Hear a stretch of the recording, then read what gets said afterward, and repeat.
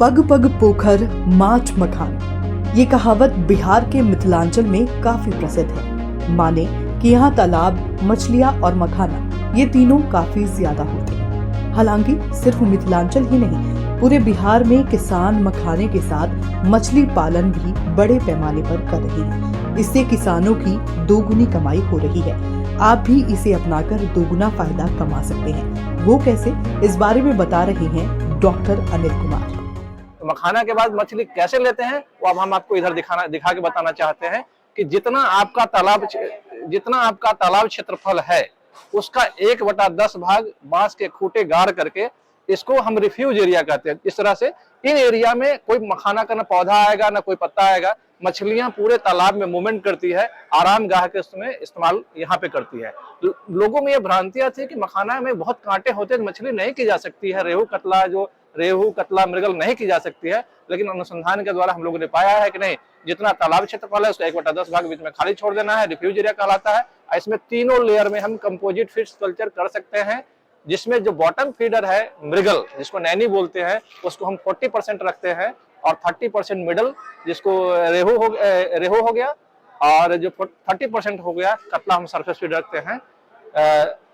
जो टोटल उत्पादन लागत है, अगर 1 हेक्टेयर की बात करेंगे 2.5 एकड़ में, तो मखाना में लगभग 1 लाख के आसपास आता है। जो नेट प्रॉफिट की बात करेंगे तो मखाना से आपको जो फायदा होगा वो 1,15,000 होगा, मिनिमम होगा ये, और लगभग 1 लाख रुपया मछली से हो जाएगा।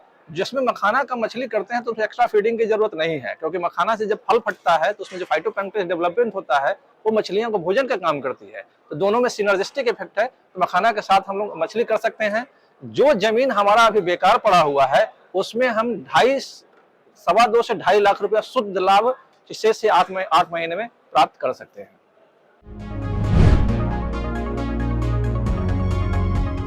देखिए, आपने कहा कि 10 से 11 जिले में अभी वर्तमान में हमारे पास खेती हो रही है, लेकिन अब चंपारण से लेकर के किशनगंज तक आएंगे। गंगा के उत्तरी भाग में 21 जिले हैं और सबसे अधिक जल जमाव क्षेत्रफल जो है आपके चंपारण में पड़ता है।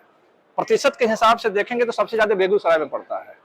तो चंपारण से लेकर अगर किशनगंज तक गंगा के उत्तरी भाग में आप चलेंगे, 20-21 जिले हैं, और इस जिलों में जाएंगे तो बड़े बड़े चौर लैंड है, बड़े बड़े लैंड है जो ऐसे ही बेकार पड़ा हुआ रहता है, जल जमाव से प्रभावित है या कुछ नहीं होता है उसमें। तो हमारे पास अगर 35,000 हेक्टेयर में कर रहे हैं तो 90% कंट्रीब्यूशन है हमारा मखाना में। और जब 9 लाख में जाएंगे तो समझ लीजिए कितना बड़ा एरिया होगा हमारा। तो जहां हमारा जल जमाव की समस्या है, बाढ़ से प्रभावित क्षेत्र है, हम उन जगह को फोकस करते हैं मखाना कम फिशरीज के लिए। लेकिन जहां हमारे पास पानी का स्कार्सिटी है, साउथ बिहार में क्या है, पानी का स्कार्सिटी है, हम उन जिलों में मखाना को प्रमोशन नहीं करना चाहते।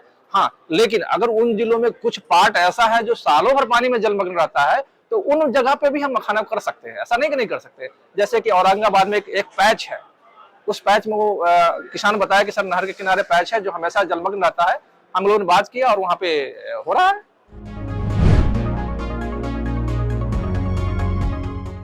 तो मखाना के साथ मछली आप बड़े आराम से कर सकते हैं। हाँ, मखाना के साथ मछली में एक बात ध्यान में रखना है कि ग्रास कार्प नहीं डालना है।